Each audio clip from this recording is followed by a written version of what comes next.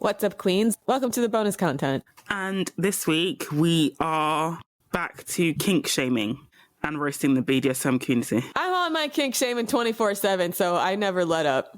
I never have to get ready because I stay ready. Yeah, it's just like, but what's really getting to me now is the clear grooming and pressure that is being leveled against younger women, particularly Gen Z, about their sexual boundaries, and how the BDSM community, in quotation marks, are basically seeing these women's sexual boundaries and that they think that kink is gross, it's abusive, which they are correct, that they see it as a personal attack on themselves. And this is why we are back to roasting them. So what happened? So explain what happened. So there's been a series of tweets around the idea of consent and the safe word.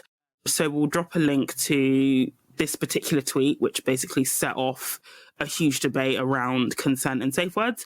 And it says, the concept of a safe word scares me because why doesn't no or stop suffice? And you want me to believe BDSM doesn't revolve around rape culture.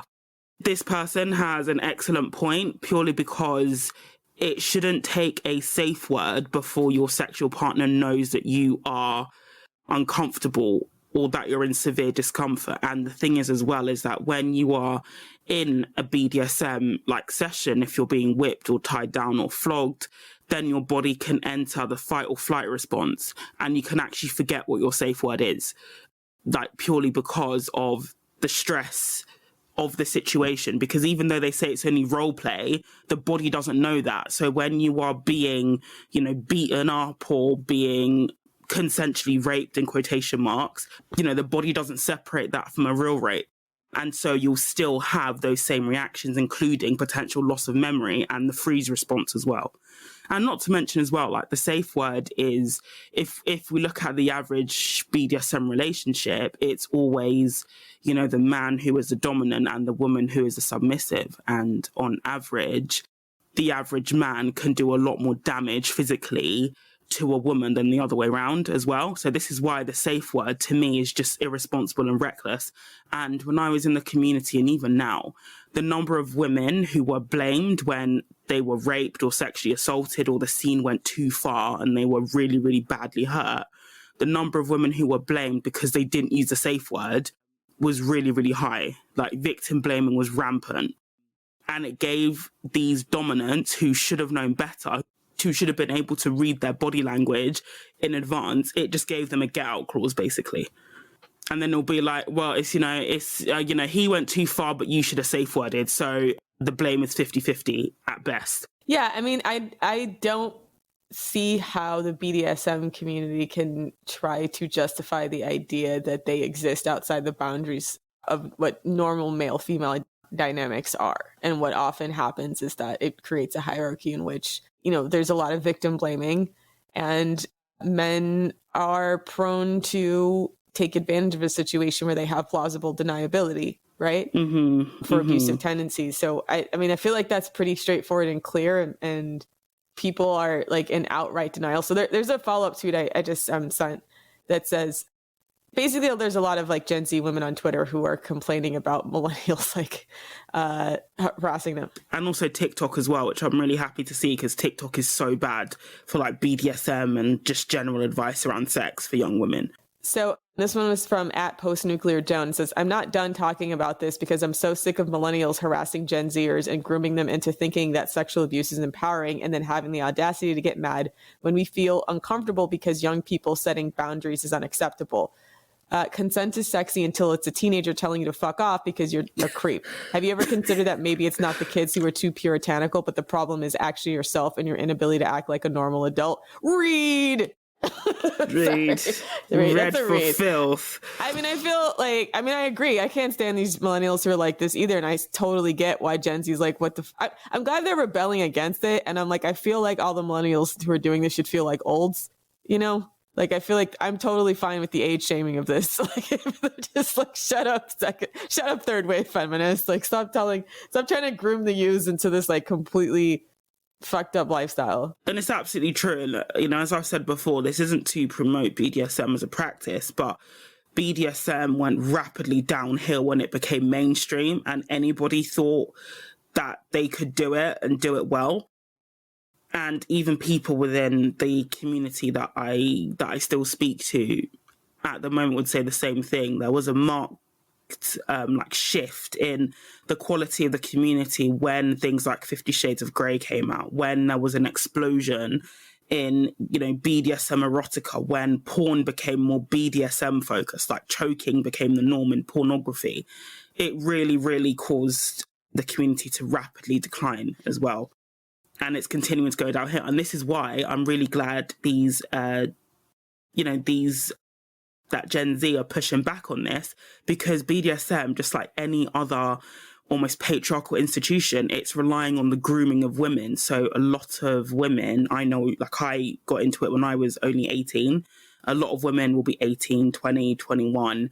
And obviously at that point, the community is often saturated, with the men who are much older than them, at least 10 years older than some of them. So already, if these young women were to enter into BDSM, they would be on the back foot in quite an obvious way in terms of age differences as well.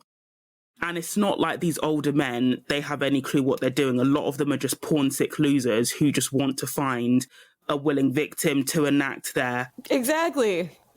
To enact their fantasies from, and, people are asking the question, why do these men get off on physically hurting women? And it's porn. I didn't meet a single dominant who didn't watch porn.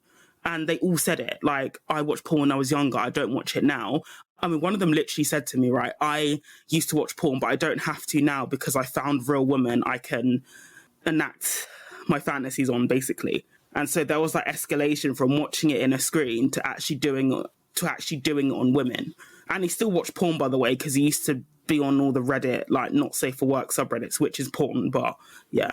So a lot of this was kicked off by a couple of tweets from these like weird kink positive people on Twitter.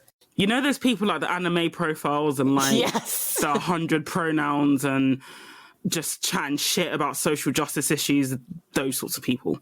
Yeah, a lot of whom are like, yeah, I don't know. They're just trying to like push the culture towards a certain way and push it towards a like very kink forward vision of the future, because apparently this is like progressive. And I don't really get the idea of like why kink is like inherently progressive, right? Because so much of the politics surrounding it are still often very sexist and still fall along male dominance and female submissive roles, which has been preached by the church and shit forever. So I don't know what they're talking about. Like, I don't know either. Like I said, sometimes I feel like all of kink is just bizarro world Christianity while they're saying everyone else is a Puritan. It's very weird. So let me see this other one that was, so there's a tweet, me getting tied up, having fun, enjoying myself, feeling refreshed and cheerful afterwards. Random red femmes online. No, you're not having fun. You're being traumatized and victimized. I know your brain better than you do.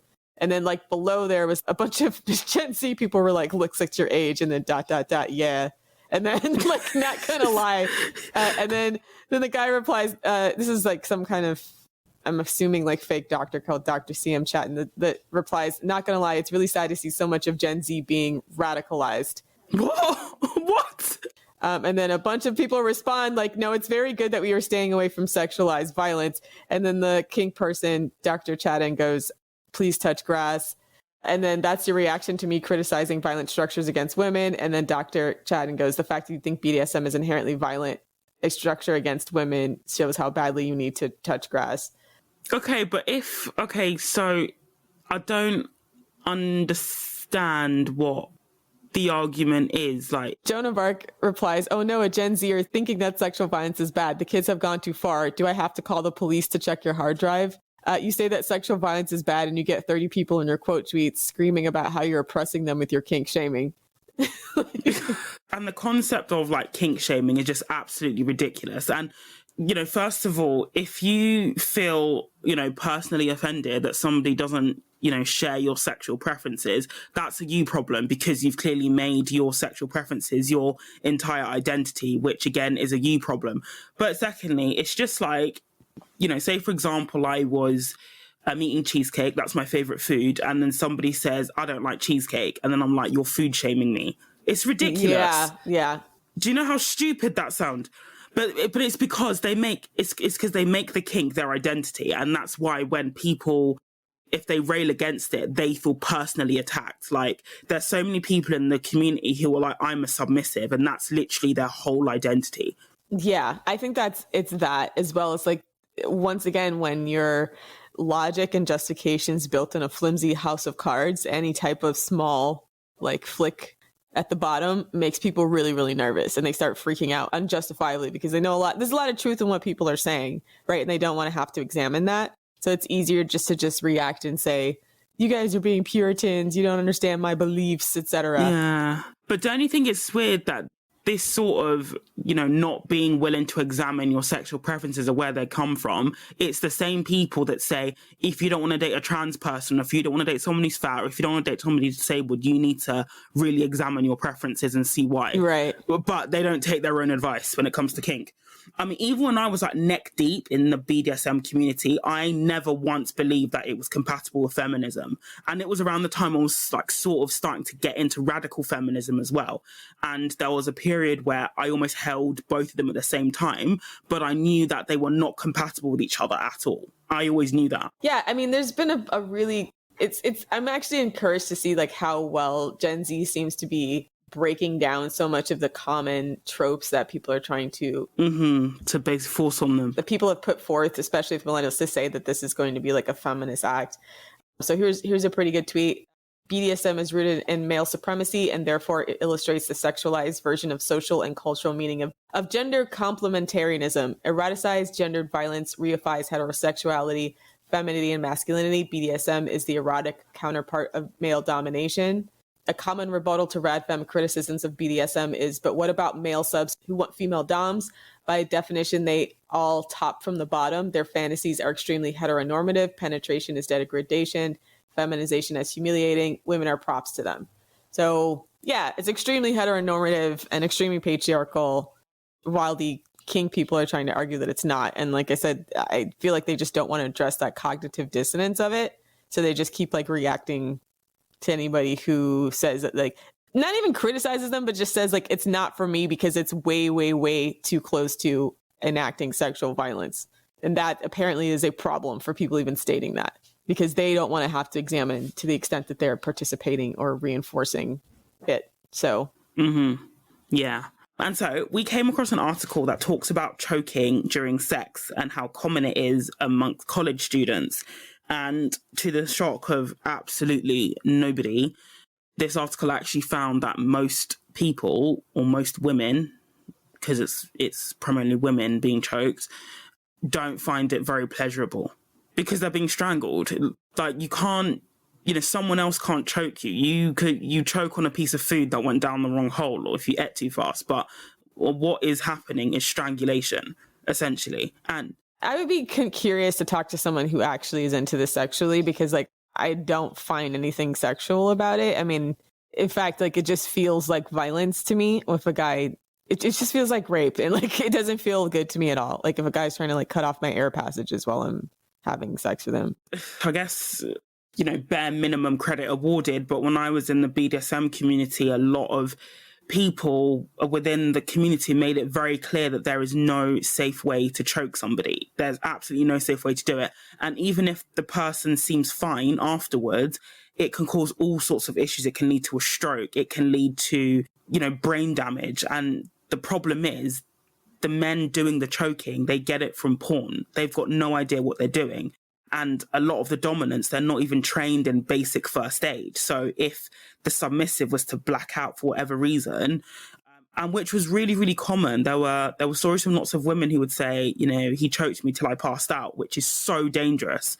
That's attempted murder, basically, or the bare minimum attempted manslaughter. Yeah, I'm trying to think. I mean, okay, so related, but okay, so if just think about it just logistically, when you're having sex and someone's choking you, like if you're doing missionary, a guy like basically has to have his hands around your neck and kind of like he has his weight, right? Like on his hands usually, which makes it kind of, pretty dangerous that if you're not careful, you could actually hurt yourself that way. Even if you're doing it doggy style, like he could probably choke you from the back of the neck.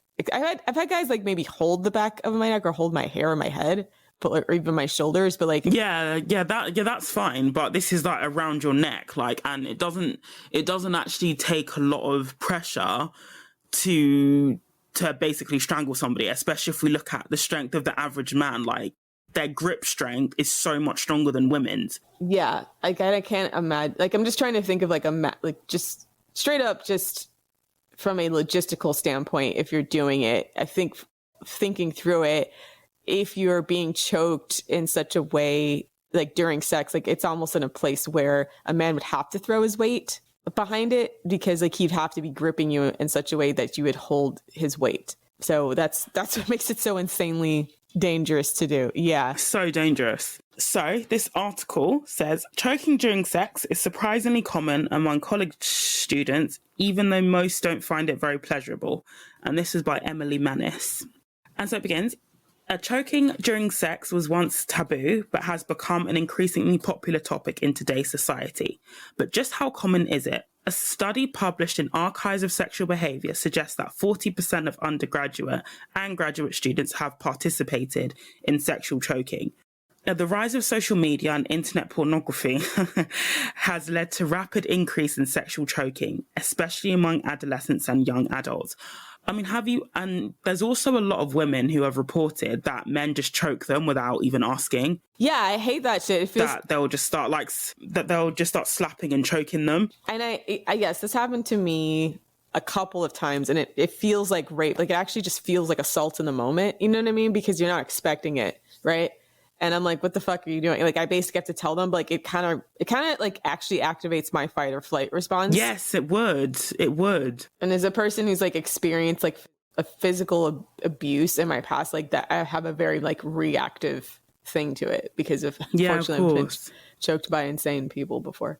But so it's like, it's not something you can just do to somebody with the expectation that they won't react violent, because it's a violent act, right? Yeah, but thanks to porn, because now it's so normalized in porn, these porn sick men just think that it's just part of sex now, and it's really, really bad.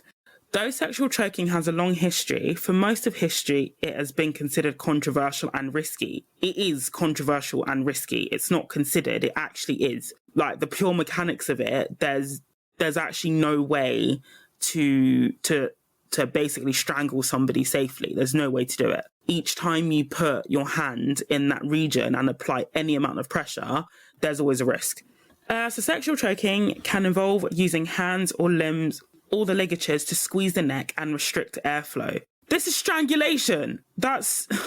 This can lead to blurry vision, a loss of consciousness, or even loss of bowel control, but can also cause a side effect of euphoria. So if you actually lose control of like your bowels, that's like the first stage of dying. I'm not even kidding. But it's true. Like, when people are about to pass away, they often empty their bowels because their muscles have relaxed. That's like first stage of dying. Yeah, so I don't get the euphoria thing either. Like, I know for some people, you have to be pretty aggressive in cutting off someone's air supply to the point of, like, of them of being at risk of dying for you to experience the euphoria. So that's why, like, the choking thing outside of that doesn't even really make sense, right? Yeah, it doesn't. To me, like, as like an erotic practice, because the only way to actually get the euphoric high is like quite literally cutting off like, you have to choke someone to the point where you're cutting off the air supply to their head. Otherwise you wouldn't get that quote unquote euphoric feeling. Otherwise, so then if they're not doing it to that, if people are like, well, you're just kind of choking me, like the question is like, well, then what's the erotic stimulation with that, besides I guess just like the violence aspect of it? There was like, do you remember the choking game that was going around? I have friends that are teachers, so oh my god. No, I don't remember that. Child. Okay, so maybe like, actually I think it was a while ago. It was maybe like 10 years ago now. Maybe not 10, maybe like 8 or 9 years ago. So there was a trend of kids trying the choking game where like they would choke their friends so they passed out. Oh my gosh. And it was like essentially my friend who's a teacher said that the school had to like immediately suspend anybody who even mentioned it, because they were so afraid. Like, there was one kid that tried to do it to another kid, and then that kid, I think they did pass out. And after that, it was like anybody mentioning the choking game, anybody attempting the choking game, immediate suspension, because it was a thing that kids just decided to do as like a meme, but it was actually causing harm. And So when you just look at that, like, you can just think about like how impressionable children are and like where they got that from, and probably something on TV or some porn sick kid who unfortunately was exposed to it. It's like extremely dangerous. So I don't understand why people are trying to pretend like it's a responsible activity when so often like it's so easy to lose control. Like if a child can strangle another child, you know what I mean? There's like the difference between a male and female, and reasonably with children, they're around the same strength. But a fully grown adult man versus an adult woman, it feels like there's so much of a size and strength differential that would even be more dangerous than just two kids with like weak little kid hands doing it. So yeah. Mm-hmm. But even kids, again, like that region of the body is just so sensitive. Like, and again, people can appear to be fine, but especially if you're choked to the point of losing control of your bowels or losing consciousness, you actually need to go and see a doctor and actually get checked over, because that can easily lead to a stroke. If you cut off air supply to the brain, that's brain damage. And once your brain cells are damaged, they're not coming back. So it's really like, people just don't understand how crazy fucked up this is. And just like Ro was touching upon, I don't see what sexual euphoria is going to be worth any of that. And again, the people bearing the brunt of this are women, even in situations where the submissive is male, which the BDSM community love to say when you talk about how it reflects poorly on gender dynamics. They're like, well, there's male subs too. But first of all, like, male subs often play the role of the woman in the dynamic anyway. So there'll be like sissy, where they basically cosplay as a woman. So there's that. And also, female doms, they don't go around choking male subs because they just don't have the physical strength. What tends to happen is that they get financially rinsed, which I'm all a fan of. It's called financial domination. And to the shock of nobody, that's really the only kink that's acceptable to shame in the community. Probably because... Oh, wow. Interesting that. Yeah. Probably because women benefit. Probably because women find out. But some of these women, they literally rinse these guys for like, these professional findoms, as they call themselves. They literally rinse them for like their wills, inheritance. Yeah, they get a lot of money out of it. But that's the only kink that's actively shamed in the community. Wonder why that is. Yeah, that's what I'm saying. They're so full of shit. Like, they have the exact same type of patriarchal and misogynist tendencies as everybody else, because they don't exist outside of our culture. They just sexualize it, right? Mm-hmm. Mm-hmm. It's just so weird. It's just so weird that they refuse to do the mental work of unpacking that, or like get angry when other people do. Yeah, exactly. And so the article continues. The current literature fails to differentiate between choking as a game, choking as assault, and sexual choking, which this study seeks to correct. But again... But what's the difference? Yeah. The end result's the same. Like, I just don't get it. Like, again, choking as a game was something the kids were doing. Exactly. And the body doesn't know the difference between you being choked because you consented, in quotation marks, to your dom doing it, and you being choked because Ted Bundy 2.0 is after you. It doesn't know the difference, really. I despair. For their study, Debbie, I think that's pronounced Herbenick, and colleagues examined 4,242 participants who were undergraduate or graduate students recruited from a university in the Midwestern United States. Is that a Republican or the Midwest politically? Depends on which state. It's like, but it's mostly purple when you go to the more like eastern Midwestern states, purple to blue, and then on the western Midwestern state, they're pretty red. The ones that are like straight up flyover states and there's nothing in there. Okay.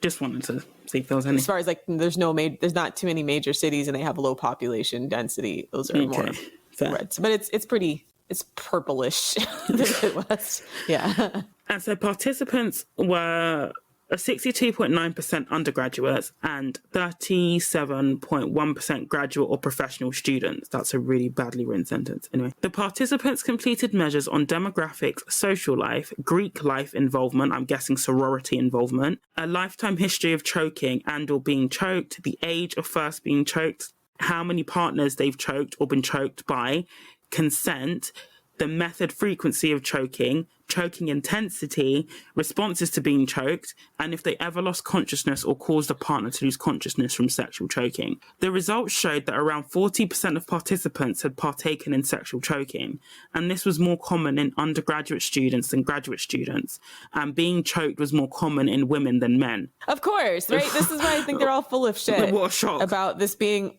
some kind of gender neutral activity or feminist activity. It's just the same shit, different smell. It's just different smell, right? Okay, so on average, participants were 19 years old when they first experimented with sexual choking, but a quarter of participants reported first being choked between 10 and 17 years of age. Wow. Yeah, like I said, it's very common in physical abuse, right? It's a way to intimidate and scare children. So if you've experienced like physical abuse from parents or cousins or whatever, choking is very common. It's a fear thing. So to then take that and then try to normalize that through sexualization as an adult, it feels like it's just inflicting more trauma, right? It's very common as also in men who end up murdering their significant others, that if someone chokes you, they hate you on some level, right? Like if they choke you, they're intending on inflicting damage. And like that is actually most people's experiences with it until it gets like weirdly sexualized when you're an adult, right? So like if you have a bully will choke you. So anybody experiencing it as a child more than experienced it 100% in a violent contact. There's no context in which someone chokes you that's not intended to do harm or be violent. The primary form of choking participants engaged in utilized manual choking with one's hands rather than with a ligature.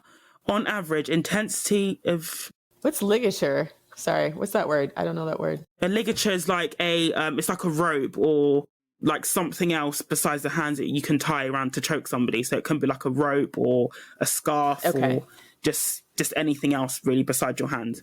On average, intensity of choking was on the low end at 3.8 out of 10, but men reported using higher intensity when choking a partner than women did. Fucking...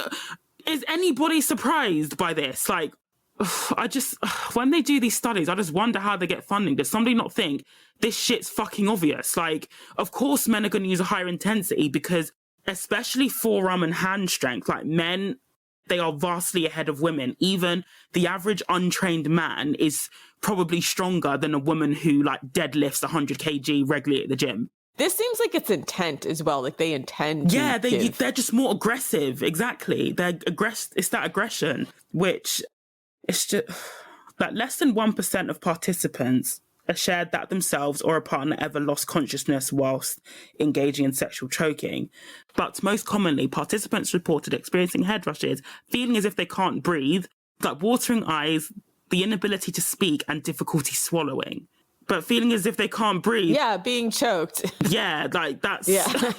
Surprisingly, pleasure from being choked was only experienced by the minority. Right. Wow, what a surprise. What a surprise. Like I said, I don't think anybody who chokes you likes you on some level. In fact, at this point, I feel like they hate you. I mean, I'm serious. They hate you. And I don't mean that. I'm not even saying that as a joke. I'm saying that as like a serious thing. Because when I think about the men who like just choked me or like tried to put their hands around my neck as part of a sexual experiences versus those who didn't, it's like they had some general objectification or contempt for women, right? And I feel like the sex was just an opportunity for them to quote unquote display their dominance because there was some kind of underlying contempt. So I'm actually at the point that if a man does that and you didn't ask him for it, that he hates women on some level. Yeah, he's a misogynist. I actually think there's like a psychological thing behind it. Oh, 100% he's a misogynist because there are men out there, like there are women in the BDSM community who will say like, I told my boyfriend to slap me and to choke me and he was visibly disgusted. Like he was like, I can't do that. And again, like these doms, a lot of them have a Madonna whore complex in that they will seek out a submissive they can choke, slap, beat up or whatever, but they would never do it to their girlfriend or their wife as well. And so even they know they sort of compartmentalize women into the women they can, use and abuse, and then the women that they won't do that to. Because even they know that it's really degrading, it's really dangerous. And it's like, why would you subject somebody that you love and care about to that level of harm? I even think about this. Like, me and my sister and brothers used to like fight, right? Like, we would box each other. I can't remember any time we fought that we'd strangle each other. You know what I mean? Yeah. It's just like there's a point of like contempt doing that. like we'd kick each other, we'd wrestle around or whatever, but like strangling someone to me is like an actual act of hatred. Like, you actually want that person to die on some level. Like, we would just fight because it was funny to fight. Or you want to risk them dying. Yeah, exactly. Is just yeah. And even the people saying I derive pleasure from being choked, I don't really believe that. I think these women we're talking about, probably, they just see it as, oh yeah, I did it for Daddy Dom and that's what makes me happy. They see themselves in relation to how much they can withstand from their Dom. Because if you go onto any of the BDSM subreddits, at some point you'll see them showing off their bruises, showing off the marks around their neck or whatever. And it's like I think, unfortunately, they see more pleasure in being seen as a usable object than actually deriving pleasure from themselves from the act, if that makes sense. Yeah, I feel like you have to be deeply porn sick at that point, because it's not, like I said... Deeply porn sick and male identified, to be honest. Male identified, because there's no... I'm trying to figure out like how to describe it, but like, okay, there's nerve endings in the clitoris. You know, if you actually choke someone to the point of passing out, that maybe they'll have an orgasm, you know, from asphyxiation. Like, people have the erotic asphyxiation, but people that just like glamorize being punched and having bruises and just being choked just for the aesthetic of it, like that, I can't think of any explanation besides male identification. Like, it's just like them embodying the porn sick aesthetic of a woman who's into that. Yeah. Right? So... we found that more undergraduate students rated being choked as very pleasurable compared to graduate students, which may reflect the rapid pace with which choking has moved into the mainstream among young people, the researchers noted. They said what? It said basically undergraduate students were more likely to say that being choked was pleasurable, like, versus graduate students. So there's an age difference. So the younger the participant, the more likely they are to say that being choked is very pleasurable. I'm guessing, I'm just going to spitball here, but maybe these younger undergraduate students, they've not had much sexual experience, so they can't actually see that they're not getting a good deal. And it's perception, right? Because I think a lot of times they're influenced by the perception that it should be pleasurable, right? Yeah. So often I think it's easy to influence women, especially in these sexual studies, to a certain result, because if you've been told all your life, like, oh, it's pleasurable to do this, or like they're experimenting and they still like the taboo aspect of it. Because I remember, you know, when you're young and you're more experimenting sexually, like, you just think like, ooh, I'm doing something kind of taboo, or like I can withstand a certain level of abuse, and so you find that sexy more so than the act itself. Yes. And then once you start to learn the thought process behind the act, you find it way less sexy and just realize, oh wait, you know. And the article continues, and yet for a sexual practice that is consequential to health and potentially lethal, we were struck that a minority of participants, albeit a sizable minority, describe being choked as very pleasurable. If it is not very pleasurable and yet carries significant risks, it is curious how choking has grown so quickly in prevalence. I think it's just become part of the sex posse media, and as an extension, it's now part of pick-me politics, really. Yeah, pretty much. That's really it. This particular study took significant steps in better understanding the characteristics of sexual choking. Despite this, there are limitations to note, and one such limitation is that measures were all self-report, and people frequently don't remember if they lose consciousness in sexual choking situations. That is also true. There's also something called the social desirability bias in psychology that really affects self-report questionnaires, in that people, even though they know that their answers aren't going to be consumed by the general public, but they will still answer in a way that is socially desirable to them. So, you know, let's say if an undergraduate generally didn't like choking, but the dominant narrative is that choking is fine, it's sex positive, it's kinky, you're cool, whatever, they will still answer in a way that affirms choking as a practice because of social desirability bias. Like, they want to be seen as being socially desirable as well. Additionally, this study did not differentiate between choking that stops breathing, choking that prevents blood flow to the brain, or choking that does both. This can be significant for how choking affects the body and what side effects people experience. With choking now prevalent among youth, it will be important for parents, educators, and clinicians to consider how to educate young people about choking during sex, its potential for lethality and health consequences, as well as legal consequences for those who cause injury or death by choking their partners. This is actually a really understated point, is that in a lot of jurisdictions, I know in the UK and Canada, and I think the US, some states, BDSM is actually illegal because a person cannot consent to their own harm. So even if somebody has given consent for choking, that consent is not deemed valid by law because you can't consent to your own harm, like legally. Obviously, in practice, that doesn't hold up in a court of law because the court system is also a piece of shit for patriarchy. But actually, it's not. That's actually quite a good point, is that it's not actually legal. And I know in the UK, the new domestic violence bill that came out in 2021 has specifically called like non-fatal strangulation, which is what choking is, a crime. Yeah, it's quick. It's interesting. I don't know if there was any cases in the United States because I haven't looked into it, but I know the We Can't Consent to This movement that was in the UK was because there were specific cases where men were using the rough sex defense. Rough sex as a defense.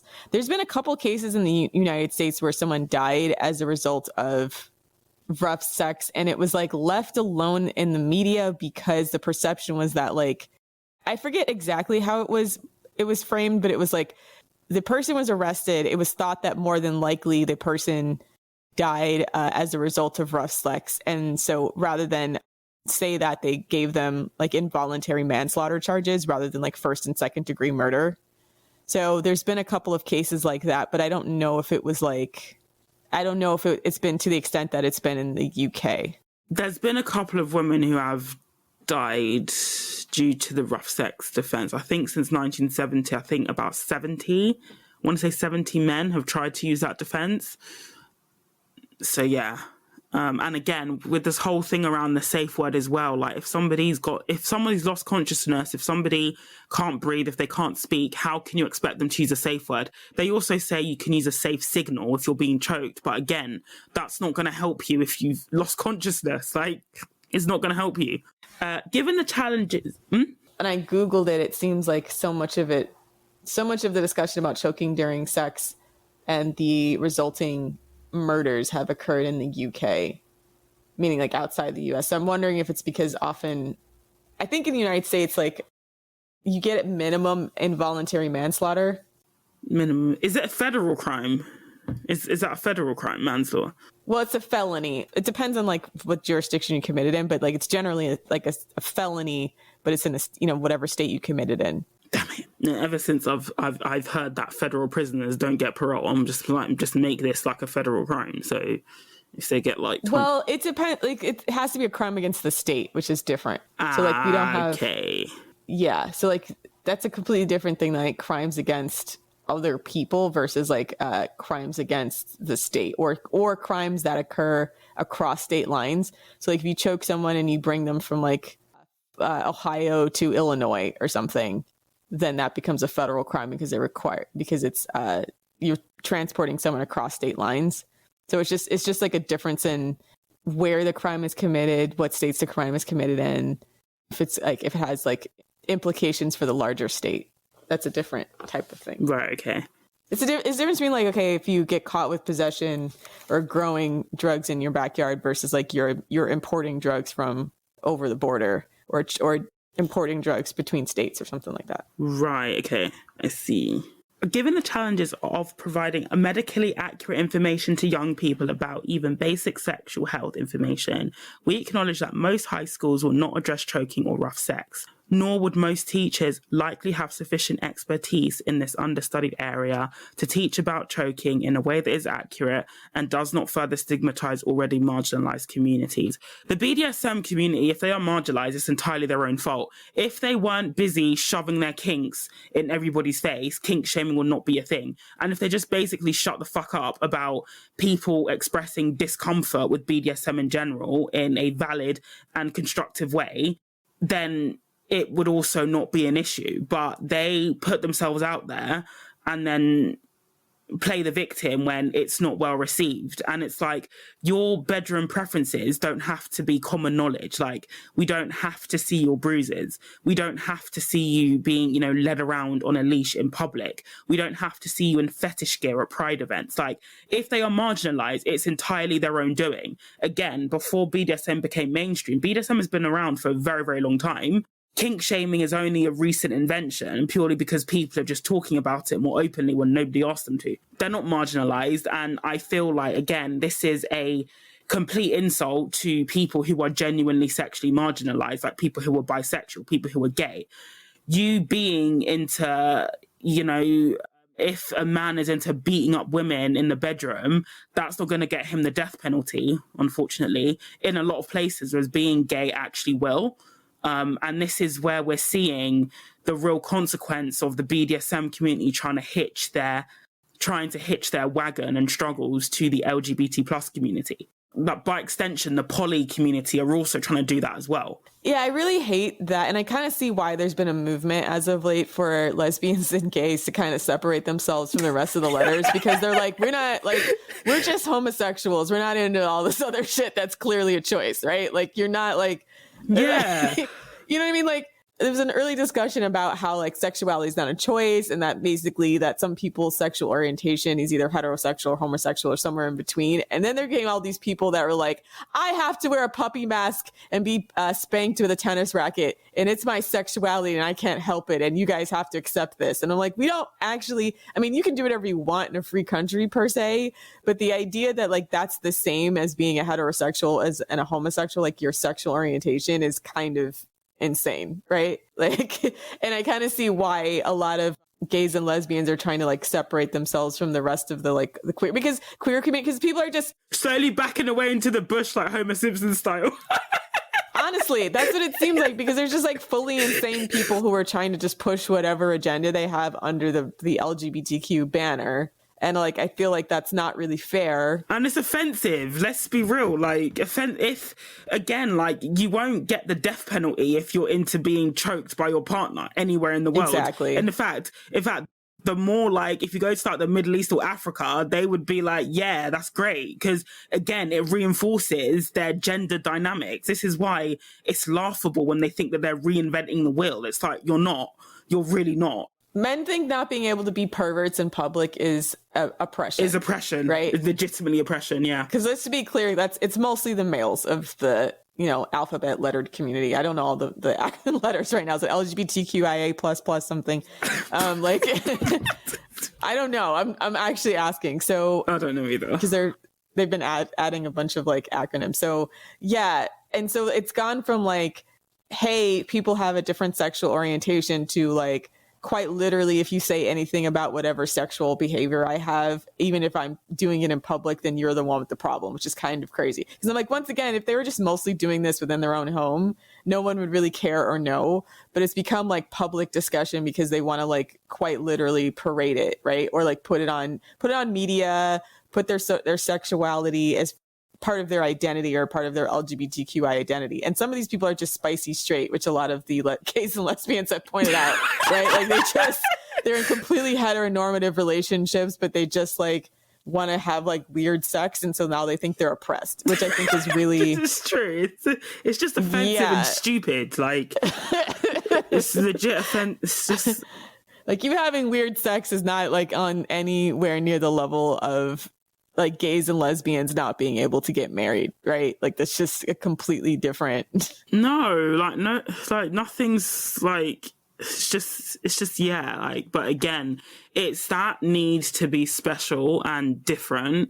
that is also contributed to this as well. Like the idea, it's just like when we're talking about, you remember the praise kinks, and we found out there was literally just somebody just saying nice things to you. Nice thing to you is now a praise kink. That's literally what it is, and it's now a kink. Like, what the fuck? Like, it's just that need to be special that I think as well. And again, a lot of these people, they just make this is why I found the community quite repelling at one point, because I would go to parties or events and people would just, being a sub was their whole identity. Like, you couldn't even have a conversation with them without saying, this is what I need to call my daddy. Like, I have this protocol. Gosh. Like, I have to do this. Or they would be like, you would literally message them and they would say, I can't talk to you unless my daddy approves. And I'm just like, what the fuck? I'm not interested in your dynamic. Stop trying to get me involved in it. Yeah. It's become a very polarizing cultural moment. So it's interesting to see. It'll be interesting to see how it shakes out, because yes, there's been a lot of things that are clearly being pushed that are harmful towards a lot of people, but especially women, under the guise of sex positivity, kink positivity, queer positivity, so many things like that. So I think there's clearly like a culture war about it, and it'll be interesting to see where Gen Z shakes out. I think they're probably going to shake out how we're kind of shaking out, which is like totally fine to be gay and lesbian, but it's a completely different thing to be pushing kink on people against their will, right? So I don't know. Exactly. So yeah, let us know your thoughts about BDSM, choking / strangulation / kink shaming in the comments, and we will see you next week. Bye-bye.